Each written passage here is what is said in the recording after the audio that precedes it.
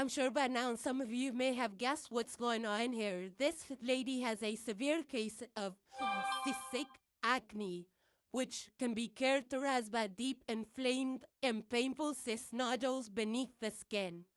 These cysts are often filled with pus and can be quite large, causing significant discomfort or in leaving scars, like really deep scars. So, cystic acne can appear on one's face, chest, back, or even their shoulders. Cystic acne typically affects people that are like adolescents or young adults, although it can occur at any age and it can affect either male or females. Now, there are prescription medications that can be prescribed by your healthcare provider for cystic acne, like Accutane, or antibiotics like doxycycline, maybe a hormonal therapy such as birth control pills for females, or spironolactone, which is a diuretic to help you release some fluid and bad toxins out of your body.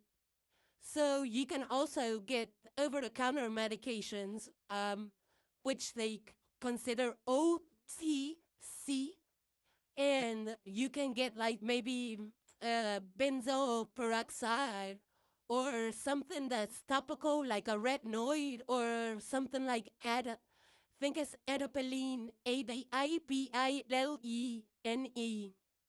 Now, I'm sure you're thinking, how do you know that it's cystic acne? I'm not sure. I'm not a medical professional.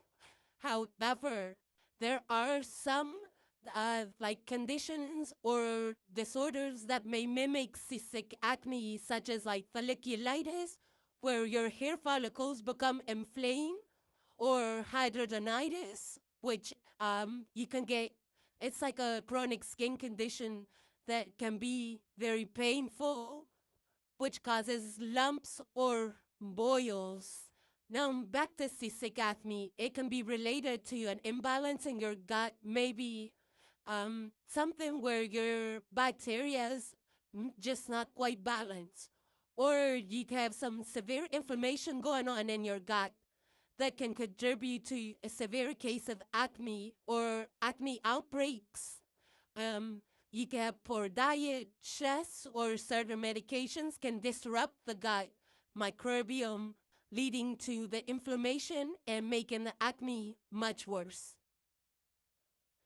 So let's be clear, you do not want to pop or squeeze this cystic acne. Do not.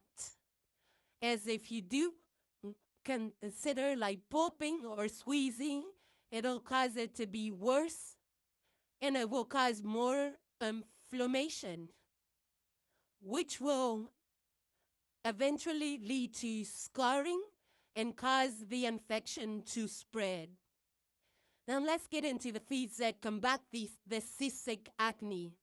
The foods that I suggest, and you can research yourself. Always stay informed. The foods that I suggest are like antioxidant-rich fruits and vegetables like berries and spinach, kale, or those are my go-to veggies as far as antioxidants, which will help reduce the inflammation and also promote the skin health. So you're looking to get that healthy skin.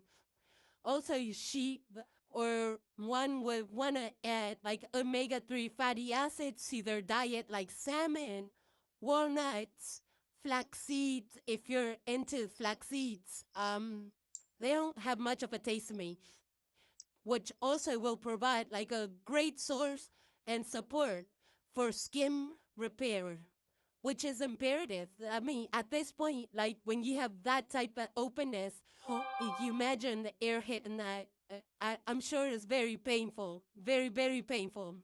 But it will help with inflammation, keep inflammation at bay as well if you add that salmon or some type of omega-3 fatty acid to your diet. So next we have some like probiotic rich foods like yogurt and sauerkraut that will promote a healthy gut and like the healthy gut microbiome and it'll reduce the acne from appearing on the outside there. One really must stay away from refined sugars and carbohydrates to prevent blood sugar spikes, which can cause the acne to be worse. You're gonna want to stay hydrated.